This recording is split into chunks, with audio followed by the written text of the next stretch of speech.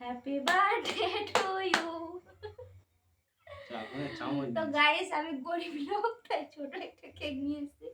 তো গাইস আজ আমার জন্মদিন আর আমি নিজেই জানি না। তো আমি কাজে থেকে এসে ঘুমাচ্ছিলাম আর সুমনা এদিকে এই সবগুলো করেছে, যেমন কেক, বেলুন লাগানো এই সবগুলো।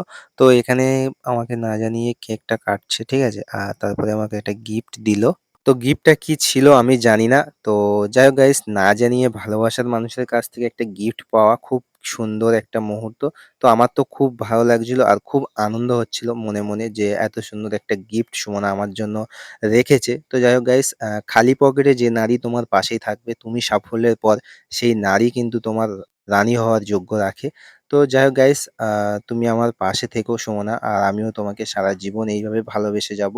তো গাইস তোমরা সাপোর্ট করো, আর এবছর ছোট করে হয়েছে, আগের বছর যেন আরো ভালোভাবে বড়ভাবে করতে পারি। তোমরা পাশে থেকো।